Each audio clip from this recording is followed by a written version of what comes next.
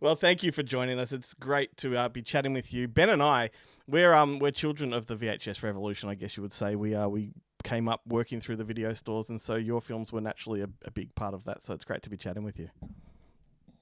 Well, I'm happy to be here. Do you miss that Happy to era? have. Do you miss the VHS era? Yeah, well, not, in a way, I guess it's certainly a nostalgic time for me, isn't it? For sure. Thinking, thinking back to all that. I mean, it was in retrospect, it was short-lived, wouldn't you say? Well, in comparison to how long DVDs have been around, absolutely. But maybe also that's just because of the way time flies. But it was really quite a unique little revolution that sort of for the industry at the time, and it really turned a lot of things, a lot of film production on its head in the sense of what was happening before that. And suddenly all these, mom and pop video stores were opening, and all these young producers who were like Charlie Band were making movies based on selling a poster and an idea at the film markets in, Cannes or Venice or wherever. But so it was a unique time, and it was a great time because you could make I mean, I suppose $1 million today is, I mean, $1 million then was more than $1 million today would be. Yep.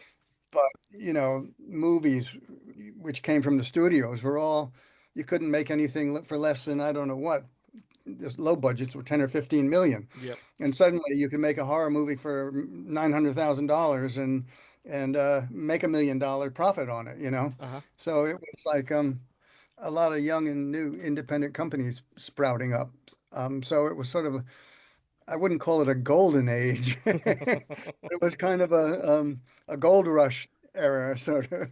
That's a good way to put it. As you can see, Ben is still trapped in the 80s. He has all of those VHS behind him, which I think Got all of they're mostly your films. all of your VHS except for Southern Comfort in the corner there. But otherwise, they are movies that you've had something to do with. What I don't understand about what happened during that kind of VHS revolution is how all these movies looked so good on these low budgets, and then moving into the 90s and the 2000s, how they all look so bad when they're low budget.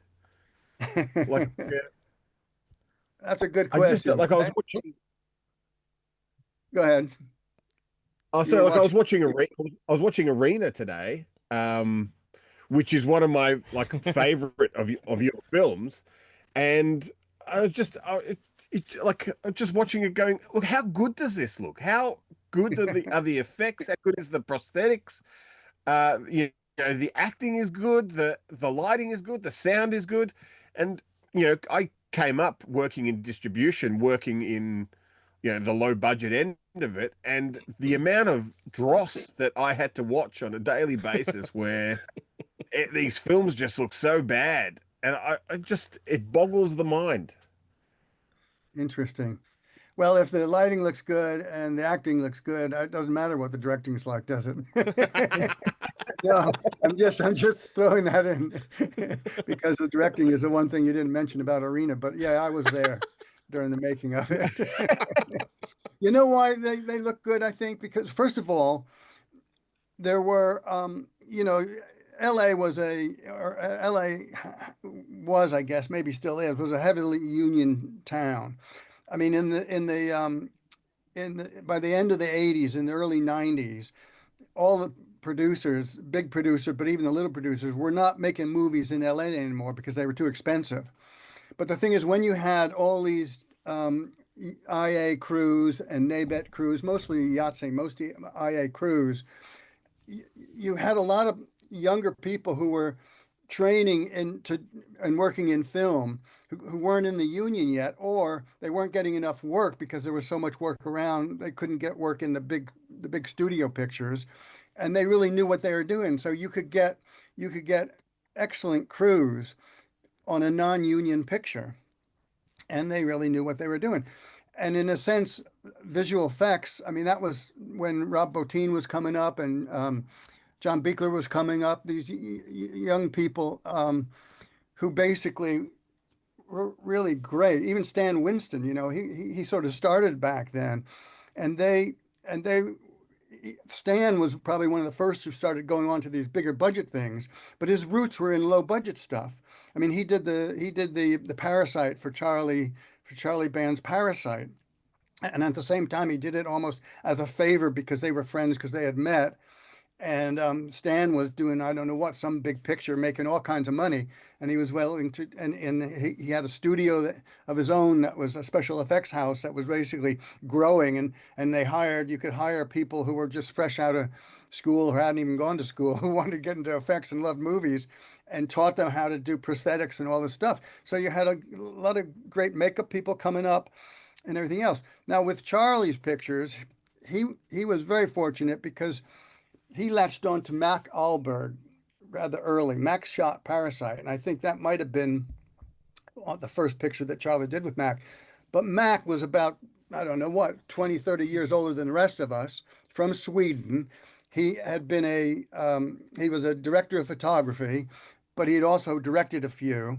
And he was excellent, and he knew how to light in classic Hollywood style lighting, high contrast, you know, backlight and side lights and all this stuff that looked great. And he could do it really fast.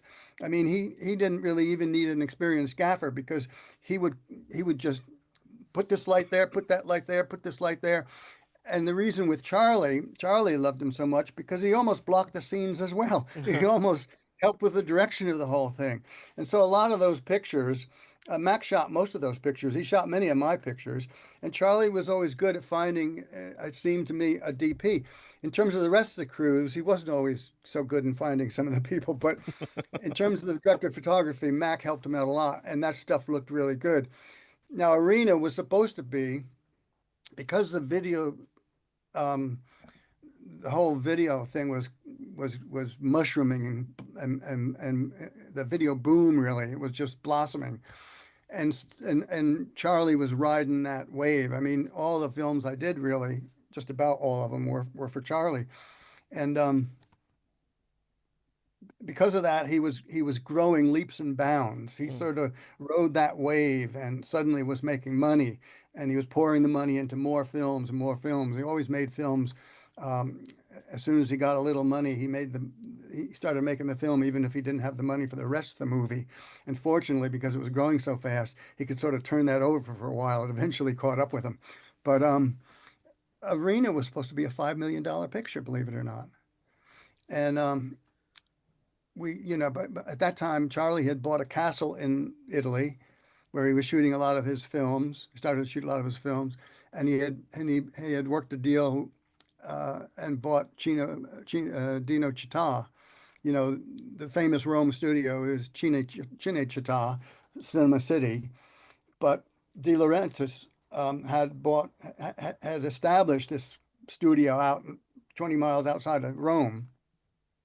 And because of his finagling with money and all this kind of stuff, and I think maybe taxes and the government and everything else, he sort of lost the studio there. He hadn't actually lost it, but it closed down.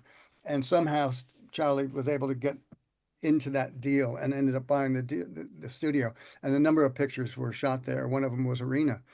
And it's it's um, it's not surprising, but basically the film cost, I don't know, a little over 2 million at the end of the day, I think, because he didn't have the money. I mean, the money was promised from a few other people, from a few other people, and other things were happening with the studio, and he was over expended with this and that, and credit lines and banking and all this kind of stuff that just sort of caught up with him. And then Reno was sort of caught in the mess and didn't get distributed. Oddly enough, I don't know why. It seems to me I'm too I'm being too serious on this because with No, your podcast, I think no, this is they seem great to be stuff. more fun This is No, no, great that's stuff. great. than historical endeavors. But anyway, Arena was it was supposed to get we finished it for less than half the money that we had. Mm. And I can tell you stories about that because Erwin Yablans was on it and as a producer supposedly, and he came to me one day and said, "Where's the money? Where's the money?" And I said, Irwin, you're the producer, because I was working for Charlie before I started directing for him as sort of a line producer who kept all his things going when he was juggling all these things. And Irwin said to me, "What's happening? We haven't got, he's not sending the money." And I said, "Irwin, you're the producer. I'm directing this." But anyway, it didn't get released. And then about 3 years later, because I got caught up in all the legal finagling that went on at the time, 3 years later, when they finally worked it out, they were going to release it, and it originally would have had some kind of a theatrical release before going to video. And then whoever, I forget the distributor was at that time, but the guy said to me, "Geez, Peter, you know, this film for its time it really looks good. If we had this 3 years ago, we would have cleaned up with this." And I said, "Right, well, you did have it 3 years ago, but you didn't release it." Well, oh my God, we may as well stay on Arena for a minute, because I think, Ben, did you have some questions about it?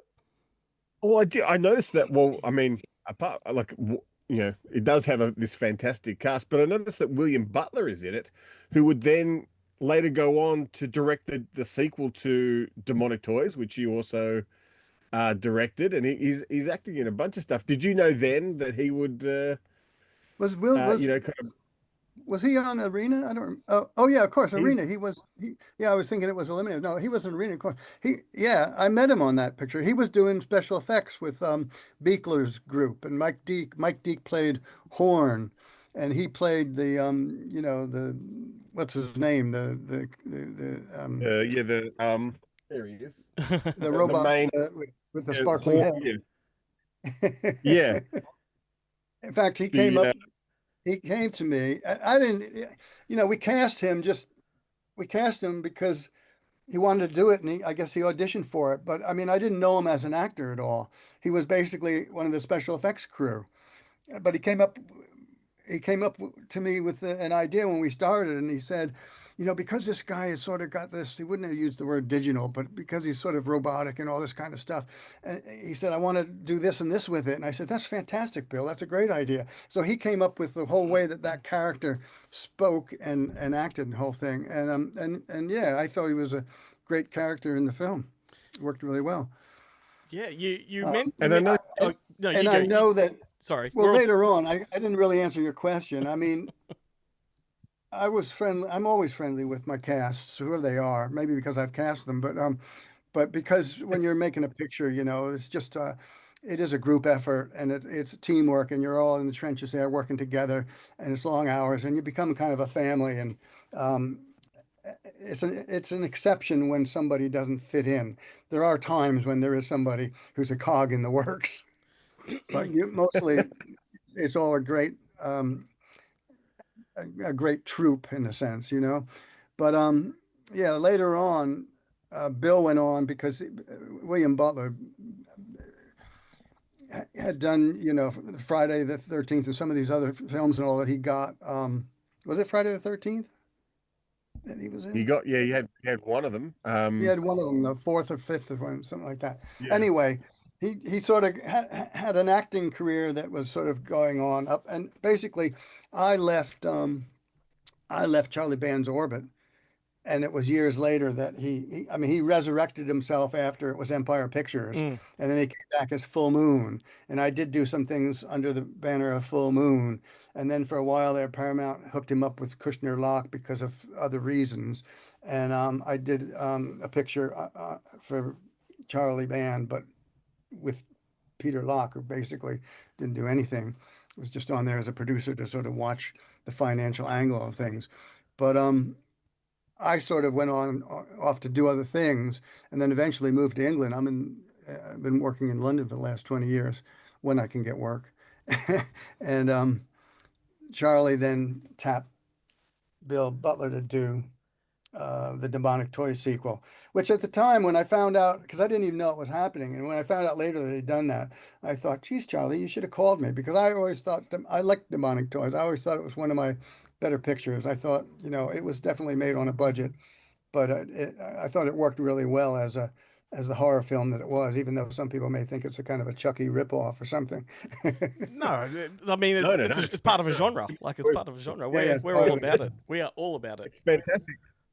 And it features. I mean, you've always had great luck with actresses, in my opinion. Like Arena has Shari Shattuck and Claudia Christian, two of my favorite actresses. But Demonic Toys has Tracy Scoggins, who I've always had a major fascination with, shall we say? The polite way I of can understand that. I polite can way understand of- that. I mean, I thought she and was great when she auditioned for it actually because she came from where'd she come from? Dallas or Dallas, yeah, you know, and and I thought, oh, she's perfect for it, and I cast her. We also auditioned. Oh, I forget her first name. Doesn't matter. Doesn't matter.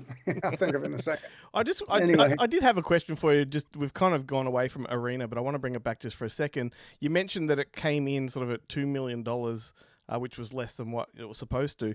I noticed in the film there's lots of Coca-Cola product placements. Did they have any kind of stake in the movie? oh, I not that I know of. I don't remember that. It's possible. Yeah, It's because very I think in the possible. arena there's like Coca-Cola all around the sides, and I thought Is it? maybe that's where the money came from. Maybe that's where the money came from. Yeah. Yeah. But I'm also Did glad you they? mentioned. I'm glad you mentioned Full Moon because Benjamin over there, he had a hand in the Full Moon box set that's come out from Umbrella Entertainment. Oh, wow. yeah, the two of them. You got it there. That's the first one with Demonic Toys, Your Dollman versus Demonic Toys, your camera's gone all and all glitchy, that. Ben, Yeah. so it's hard to see, mate. Oh, is it? Yeah, Sorry. that's all right. And then there's the second one, which I think is the one I actually got in touch with you for the commentary Oh, right. for Seed People, which is another Right. one of my. I'm a big fan of all those body snatcher films, and Seed People is a fantastic addition to that canon. What a good looking film. Uh, Seed People is such a good looking film. Like you mentioned at the start, Ben, like these films just look so good. And I think that no matter how advanced technology is now with all the green screen and CGI and virtual studios, it's that tangible sort of puppetry and, men in suits, practical effects that really makes these films last. It gives them longevity. Is that how you feel about them? Yeah, well, no, yeah, I think, I mean, for the time, if you look back at them now, I kind of think, well, geez, some of these effects, the makeup effects, and the mechanical effects don't really cut it in terms of what audiences are expecting in terms of the digital CGI and all that kind of stuff. I mean, you can do so much with CGI now, and it looks so incredible. So you can make everything. But I always have a kind of, again, I don't know if it's a nostalgia, but a fondness for the fact of what we could do with, blowing things up for real and and doing it's just like doing stunts for real rather than trying to just sort of do it all with blue screen or green screen. So yeah, no, I think and at the time because if you go back through cinema history, even since the beginning when they put the first camera in front of a train and just shot the train, a shot going down the train tracks, traveling at 60 miles an hour or whatever it was. They always tried to came up with all these things. Well, let's try Vaseline on the lens. Let's, let's shoot through a cheesecloth. Let's do this. Let's do that. And as cameras got smaller and more versatile and whatever, it was sort of a great time post 50s from the 60s to the 70s that because of the technology at that point it was just getting advanced to enough where you could go and shoot more on location and so you could move the camera more and put the camera in places more, but that was really a kind of a unique period rather than working with some huge studio camera that you needed huge equipment just to operate and stuff. um, in a sense, as it was almost as effective or as much affecting. It was almost as much of a revolution in the industry as digital was 25, 30 years later. You know what I mean? Yeah, yeah. I don't. but I So will say this. I will say this. I've seen they remade Arena in like 2011 with Samuel L. Jackson, and it has all of those, digital CGI effects that you're talking about. But it is not. Does not have any of the soul of the original. It doesn't have the fun of the original. It doesn't have any of the pathos of the original. And I can't imagine that someone in 10 years' time is going to be contacting, was it Jason Loop or whoever directed that, and asking them about that arena, because it is just Well, not thank worth you. talking. That makes me feel good. It was all worthwhile then. I mean, Yeah. it was a lot of fun making. It was a lot of fun making it, even though we had, budget considerations and budget problems. Um, you know, um, the production designer was Gino Natalucci, um, who was, a rather famous production designer. And I remember because we had a meeting there where I had told him when we were discussing it in pre-production, I said, yes, this picture takes place in the future. So certainly we need, the space station, the arena, the whole um, thing has to have a futuristic look to it. But it's not new futuristic because it's been in the future. It's in the future, but it's an old arena that's been established for 50 years. So it should look like it's futuristic, but a bucket of rusting bolts. You know what I mean? It should have oil dripping down the seams where it shouldn't have. It should have a rusty look and all this.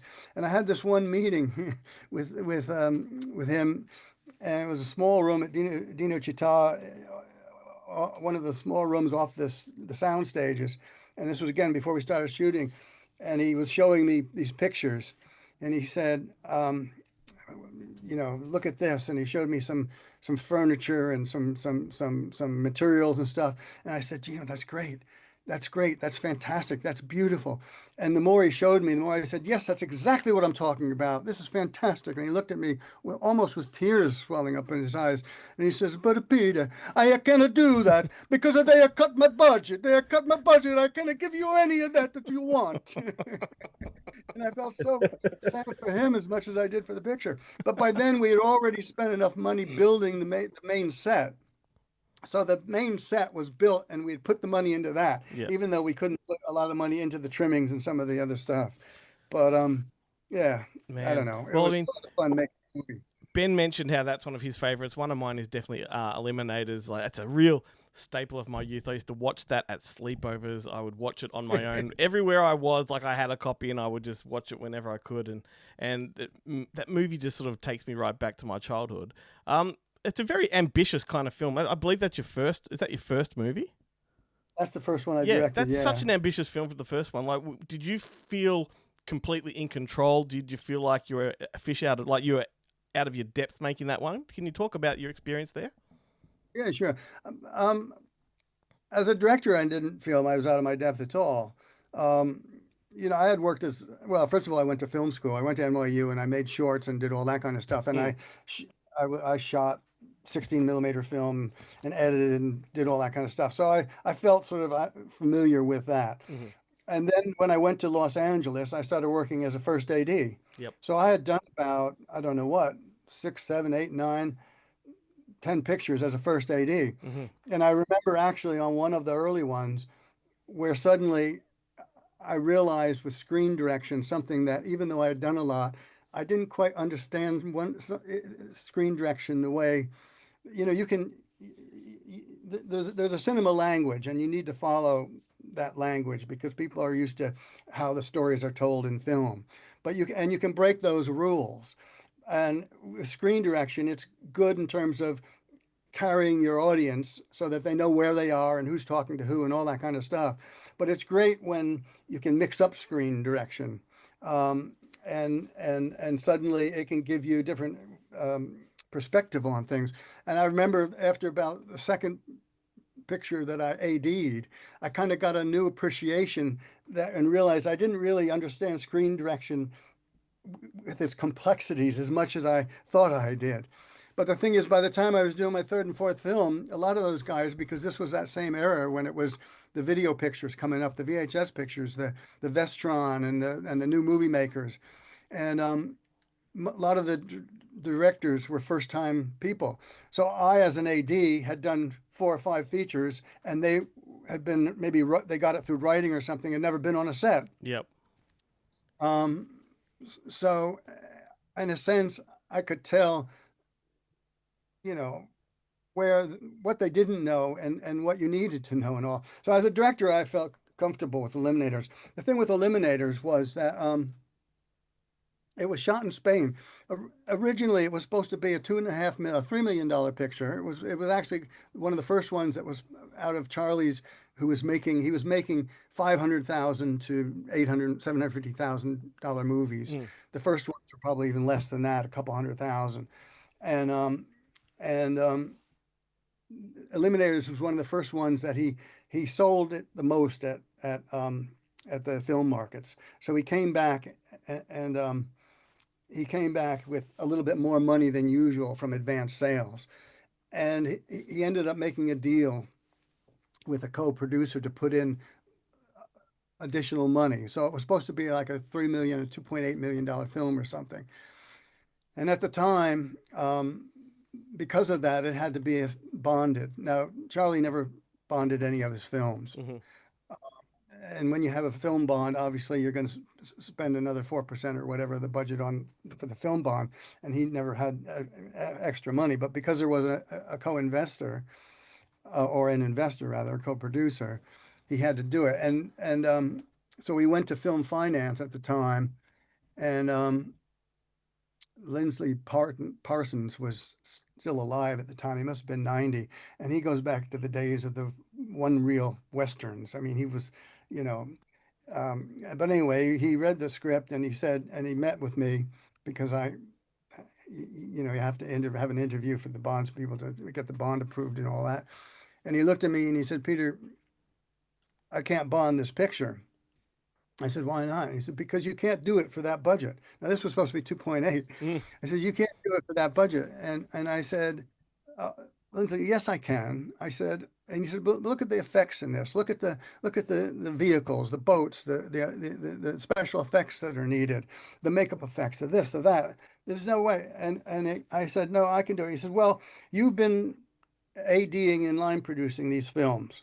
If you can, and we were supposed to shoot it in Florida. Originally, it was set in Florida, and we were supposed to use those swamp buggies. Yep. With they were sort of changed when we shot it. We ended up shooting in Spain, but he said if you can come back with contracts for locations and for vehicles and for stunts, that that can be done from viable companies, from legitimate companies with a proven track record that say they can produce what you need in this film. I'll bond it. And so I went to Florida. Now Charlie had again brought in like a line producer type in Florida who actually was quite experienced. A lot of times Charlie brought people in who didn't really know what they were doing, but this guy was quite good. And I said, okay. And I've been talking to him on the phone. I said, let me come down to Florida. So I went down to Florida for a week. And I said, his name is Bill Griffey. And I said, Bill, I don't need to get final contracts here. I just need a contract that says these locations will do. We don't have to go searching for locations. I mean, as long as it's somewhat suitable and I can get it for the price, give me a contract on it. And we went to the vehicle people, we went to special effects people, and we got these contracts and went back. And I showed this to the bondsman, and he said, okay, we'll bond the picture. So we were supposed to go ahead at that budget level in Florida. And then a week later, Charlie says, we're not going to do it in Florida. And I said, what? He says, well, I don't want to bond the picture and I don't want to have a co-producer on this. He said, and I've met Sar Louis, this Italian producer who's making these low budget things, who just shot a picture in Spain for $100,000. Yeah. So we're going to shoot this in Spain. And I said, Charlie, it's written for Florida. It's written for like swamp jungle and all this stuff. You don't have tropical swamp jungle in Spain. And he said, oh, yes, you do. Sure, you do. And I said, well, look, send me to Spain. Let me go to Spain for a week and scout around and see what I can find. And we'll adjust it. If it's mountainous, we'll make it more mountainous. If it's heavily woodlands, we'll make it woodlands, whatever. But we'll let me go and look. And so we ended up making it over there, and the budget was supposed to be maybe $800,000. So it went from 2.8 down to under $1 million. And at the end of the day, we couldn't make it for that because it just there are several things happening. And what flummoxed me in a sense was not the directing of the picture, but the production crew I was working with and the facilities there. Charlie had hired a production manager, a line producer, who had done some of the Sir Louis type things, but he had never really worked on sync sound films. He had done these MOS films, and then soft porn type films that were romantic, flirty movies that then you dub the whole thing in later. And he was in over his depth.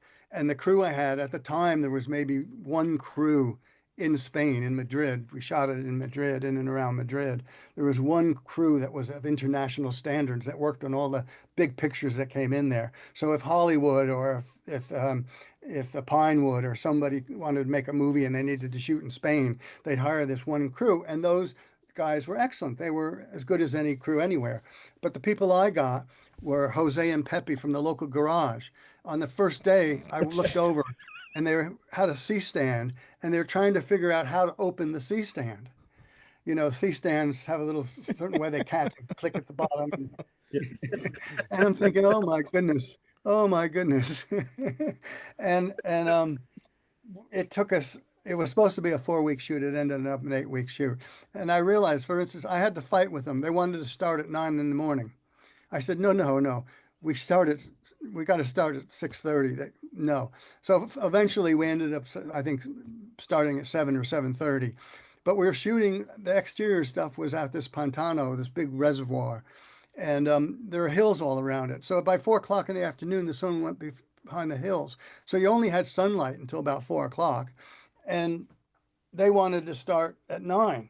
And by the time you got there, and they all went to the bar because it was a holiday resort, but it wasn't really open because it was I forget, I thought it was late summer. I don't know why it wasn't open. Maybe it wasn't open that early. But they all went to the little cabana resort cafe thing and had an anisette. So they'd sit there at call time and have a coffee and an anisette for half an hour before they started loading the boat to go to the location. And I realized that we were getting about half a day's worth of shooting. So about 3 days into it, I realized this isn't going to happen in 4 weeks. It's going to take us twice as long. And I was right. It took us 8 weeks. My But God. anyway, it was a lot of fun to do it. We all need to butt our heads together and come up with a script, The Adventures of Jose and Pepe. I love that. I love that name as a combo. Do that. I do. I think that's a great idea. See, one of the things with effects, we were talking about effects. One of the things with Eliminators, the only thing that really kind of I was very disappointed in was the little robot that flew around. I mean, we had a sort of rotoscope things and all, but Yeah. I mean, it didn't look as like it should have. I mean, But- obviously with CGI, it could have looked incredible, and I like the fact that it was a practical effect. Yes. And we had to have it on the set. It was actually, something on the effect that then we basically rotoscoped in sort of lightning flashes or bulbs or fighting things. And all, yet but here you it- are, like four decades later, talking about it with a guy that just told you it was a staple of his childhood. So the movie has legs, mate. Or wheels or Anyway. rotors, whatever you want to call them. I do want to ask. You did mention that before you started directing, you were doing a lot of first ADing on Hollywood productions, and I did want to ask you about one of my favorite sleazy classics, the movie Fear City, that you I believe were first AD on, directed by Abel Ferrara, starring Tom Berenger, Billy D. Williams, Melanie yeah. Griffiths, Ray Dawn, Michael V. Gazzo. Have you got any stories about working on that set? I mean, there's lots of rumors going on about what it was like to work for Abel Ferrara back in the day. Yes. Abel, But that Abel must have been. Ferrara. Gotta get a shot here. We gotta get a shot here. Yeah, that's gonna get a shot here. They talk about Scorsese talking real fast, and it's New Yorker. But Abel had this way with his that's what we're gonna do. No, yeah. Anyway, who was the Lemo? Jim Lemo was the DP on that, I believe. It does not say on the back in the credit block there. Uh, oh, anyway, yeah, I'm pretty. It was Jim Lemo. Anyway, they what was the one they had done?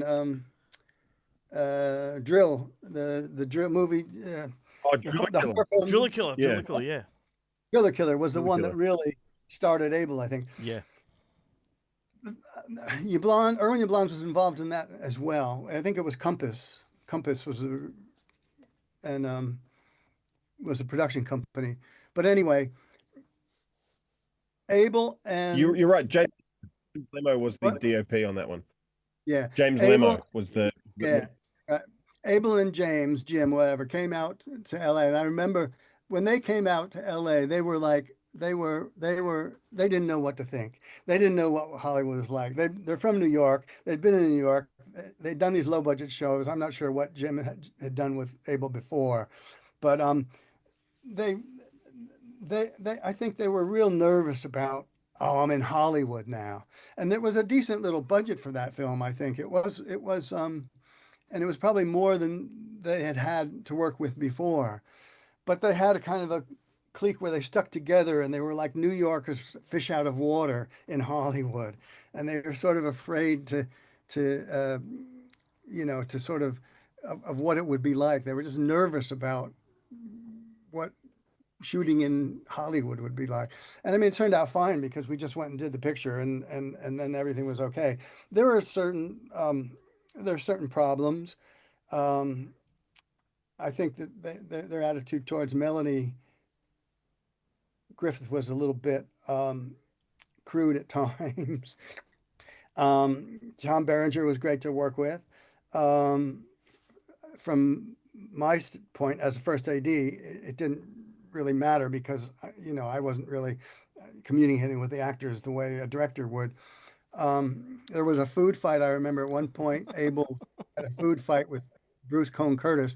The producers were Erwin Yablans and Bruce Cohn Curtis, and we were at lunch. And I forget what happened, but Bruce was saying something about how it should be or do something like that. And Abel was all upset, and then he threw whatever his sandwich at Bruce. And also there was kind of a food fight during lunch once. But yeah, you know, it was all right. I We got love that. through it. I love that. We're running the clock out here, so we'll sort of start to wrap it up with a couple of fun questions. Unless Ben has anything else there he wants to ask, I'll lead into Oh, these.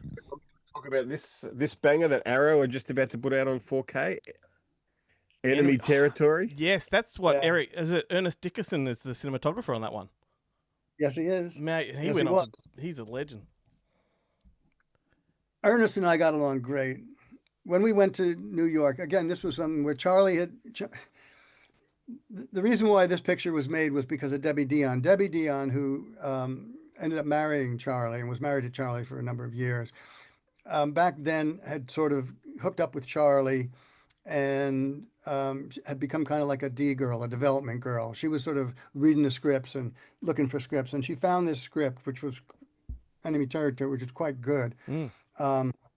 Cabrini, it was based on Cabrini Green by Stuart Kaminsky, who wrote all these gumshoe novels and all, and was a university teacher and all. But Charlie would have never made that picture. He really made it because Debbie wanted to make it, and it was not a Charlie Band type of picture. It didn't have monsters or Mm. puppets or growling people in the dark. Um, so Charlie had Well, it is agreed. full of vampires, though, right? What's that? Yeah. That is what I It is missed. full of it is full of vampires, though. Oh, it is full of vampires. Yes. You In idiot. fact, You idiot. not only that, we were shooting on the Lower East Side, and we were in this building. We had several buildings that were used to cover. It was all practical locations. We'd pay somebody $50 to displace them for a day while we shot in their apartment or whatever. And all of a sudden, somebody on the crew was saying to me, Peter, we're having trouble outside. I think the cops are going to come and the whole thing. There's a big something's wrong. And I said, what's going on? They said, well, there's a gang down there. And I went down because we were on the fourth or fifth floor. I went down a high rise project building in Lower East Side. I went outside And what it was we were in a territory for a gang, and the gang thought the vampires were taking over the territory. So because they saw our actors in the vampire garb, they were ready to come in and have fight it out. And I said, no, guys, no, no, no, no, no. This is a movie. We're making a movie. This is your territory, not us. We're grateful for you being here, for letting us be here. And I said, oh, that's cool, mate. That's cool. You know, it turned into an okay thing. That But is a really good movie. I forgot. Yeah, I watched that not too long ago too. it's my favorite movie, and I think Demonic Toys is my second favorite. And I think there's some similarities in those two films, believe it or not, even though they're completely different. But what was I going to tell you? So Charlie had when we were going to shoot the film, and it was set in New York. Charlie had gotten in touch with these two filmmakers, um, Cynthia DePaul, Cynthia DePaul and Tim, I forgot. Cindy was really the one. And they had been making these low budget pictures that were really low budget pictures that they made for like, I don't know what, $50,000, $10,000. I mean, they basically, um, they, you know, put the camera in the hall and have actors run the hall down the hall one way, have them run out the hall the other way. It was just you know, very, very, very low budget, very crude filmmaking. But because they made these pictures for such little money, Charlie said, "Oh, we'll have them produce it, Peter, and we'll make you can make Enemy Territory for that much money." Well, that was impossible. Yeah. So I went to New York, and basically they had set up the crew. Cynthia had set up a cameraman who was shooting their picture. And he was not really a DP, he was a gaffer. And he was a gaffer who couldn't get work anymore. So he was an older guy, which is fine. I appreciate that now, especially. But he wasn't really qualified. And I said to Charlie, okay, if these two, Cynthia and Tim, are producing this picture, I need to bring a producer, somebody that we know here. And I got Hope Perello as producer on the picture, who knew production and who I'd worked with. She ended up directing a few pictures, and she was there. And I said to Hope, when we got there and I met this DP, the would-be DP, I said, we got to find a better DP. We got to find somebody else who I can work with. And she started scouting around secretly.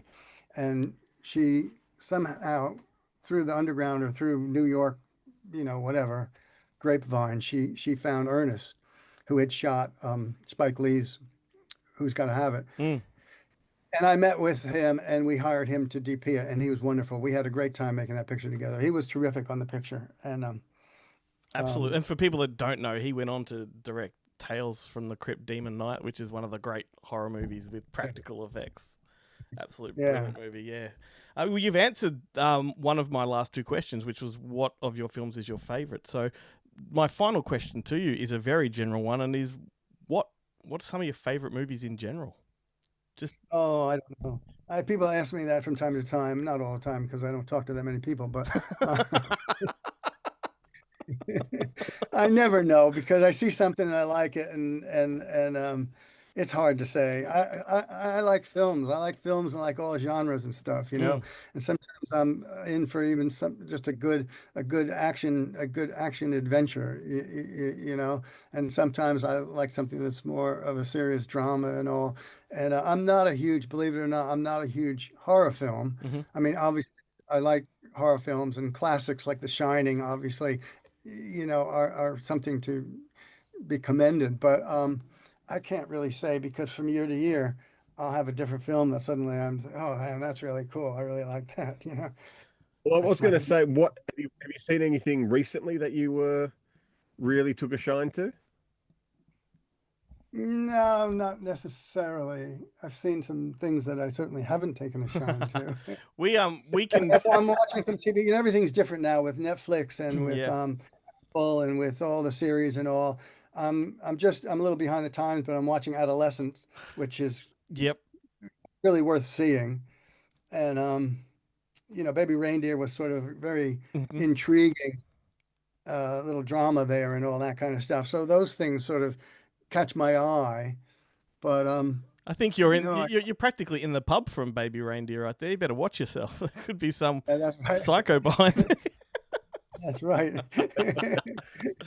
Oh my god, that's a great place to wrap this up. Look, we really do appreciate you making time for us. You know, we reached out and you answered, and do appreciate it. Your films meant a lot to us growing up, and still do. We revisit them quite a lot. So I appreciate it because thank you so much. I'm hoping it's gives you an entertaining podcast for whatever you cut this into. You know, guaranteed. Thank you, mate. Oh, no. let me know when you're when it's available or whatever. I'll take a look and see how much, whether you butchered me or not.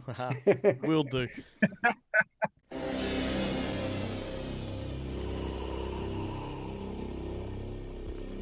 On the edge of our galaxy, there is a battleground where alien warriors compete for the ultimate prize.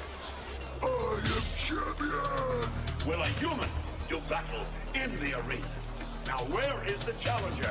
Where humans have lost. You ever thought about the arena, Steve? It ain't gonna work. This guy's a human. What it takes to win. You're talking about arena fighting. It's not for me.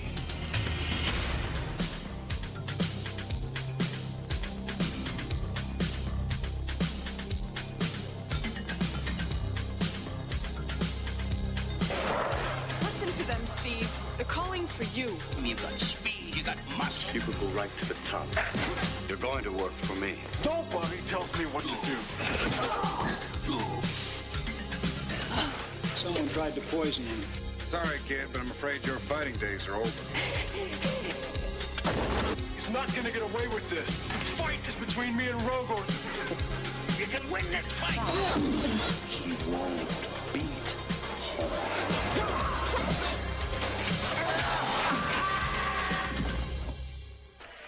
Now we kill him.